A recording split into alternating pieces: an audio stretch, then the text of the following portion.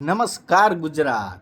ચૂંટણીનો માહોલ પતી ગયો છે અને અમુક જગ્યા ઉપર વીજળી બહુ ફેમસ થઈ ગઈ છે. બધા એમ કહે છે કે વીજળીએ અત્યાર સુધી મનોરંજન પૂરું પાડ્યું વગર પૈસાનું, એમાં બધાને મજા આવી. બરાબર, એટલે આપણે એ વિષયમાં કોઈ પડવાનું નથી, પણ મને એટલી ખબર પડે કે સ્ત્રી કક્ષાની માણસને આટલી હદની નીચ કક્ષાની રાજનીતિ સાથે જોડી અને જો તમે તમારી રાજનીતિ કરી અને આગળ વધવા માંગતા હોય તો તમને મુબારક.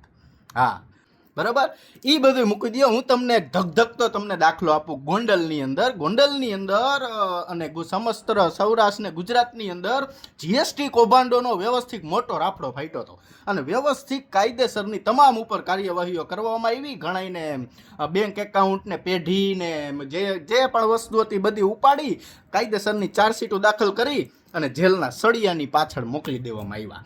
આની વચ્ચે હું તમને યાદ કરાવું તો ગોંડલ નાગરિક બેંકના એકાઉન્ટ નંબર છે 3512.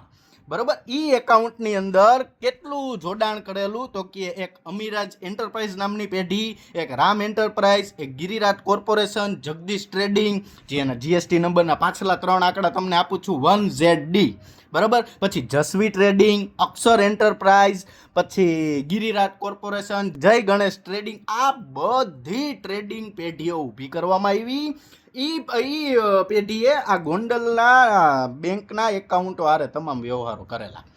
એની અંદર મિત્રો મગફળી, કપાસ અને ખેત પેદાશની ઘણી એવી જણસીના બોગસ બિલ બનાવી કમ્પ્લીટ રીતે વ્યવસ્થિત બહુ મોટા પ્રમાણમાં જીએસટી ચોરી કરવામાં આવી. આ તમને કોઈને નથી ખબર આ વીજળી વાળાઓને? તો તમારે આમાં જોવું છે.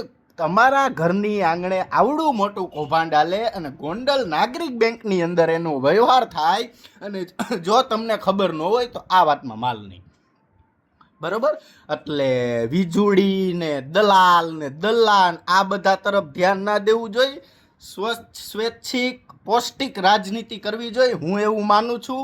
અને મને એટલી ખબર પડે છે કે આવનારા દિવસોમાં આ પૌષ્ટિક રાજનીતિ મેં તમને અપનાવી અને આ તમામ પેઢી ઉપર કાયદેસરની કાર્યવાહી કરજો કે જેથી કરીને મારે આના એકાઉન્ટ સ્ટેટમેન્ટ ના મૂકવા પડે.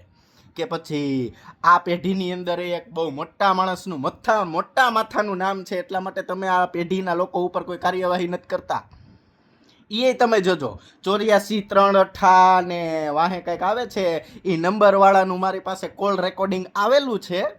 બરાબર છે, 3 જણા તમે વાતચીતું કરો છો ને કેટલા રૂપિયામાં કેટલું થયું બધું મારી પાસે પુરાવા સહિત આવેલું છે.